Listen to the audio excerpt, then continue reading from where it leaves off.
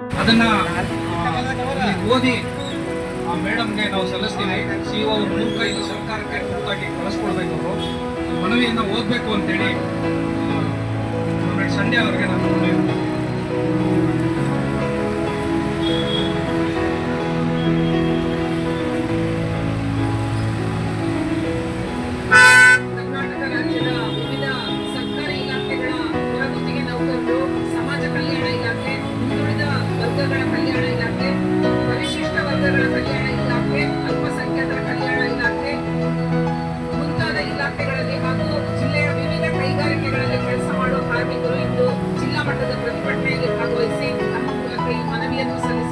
ಸಲ್ಲಿಸುತ್ತಿದ್ದೇವೆ.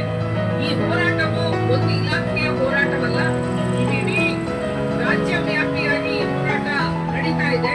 ಇಲ್ಲಿ ನಮ್ಮ ಪ್ರಮುಖ ಆಕ್ಷೇಪಣೆಗಳೇನು ಅಂದ್ರೆ, ಮುಖ್ಯವಾಗಿ ಒಂದು, ಉಚ್ಚ ನ್ಯಾಯಾಲಯ ತಡೆಯಾಜ್ಞೆ ನೀಡದ ವಿಷಯವನ್ನು ಆಡಳಿತಾತ್ಮಕವಾಗಿ ತಡೆ ಹಿಡಿಯಲು ಸಾಧ್ಯವಿಲ್ಲ.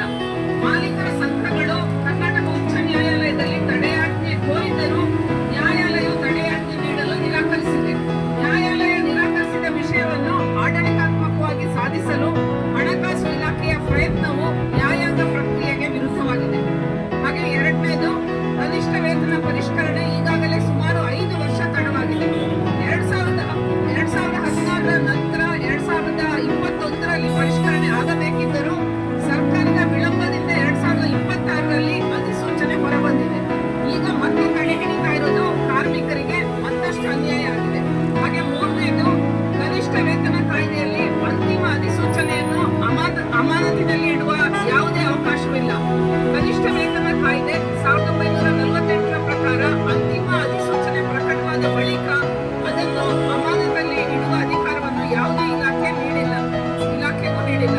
ನಾಲ್ಕನೇದು, ಅನುಷ್ಠಾನ ಈಗಾಗಲೇ ಆರಂಭ ಆಗಿದೆ.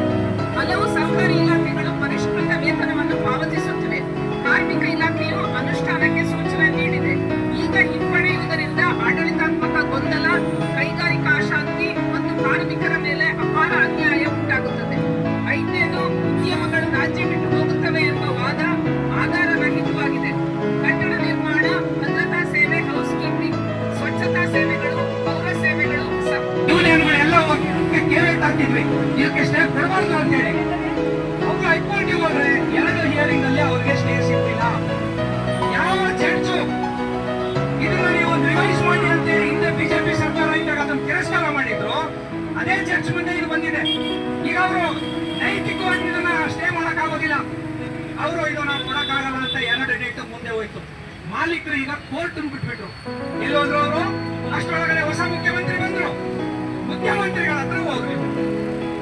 ಮುಖ್ಯಮಂತ್ರಿಗಳಿಗೆ ಹೋಗಿ ಹಿಂದೆ ಬಿದ್ದು ಇದನ್ನ ಎಲ್ಲ ತಯಾರಿ ಮಾಡಿಬಿಟ್ಟು ಇದನ್ನ ನಿಲ್ಲಿಸೋ ಪ್ರಯತ್ನ ಮಾಡಿದ್ದಾರೆ.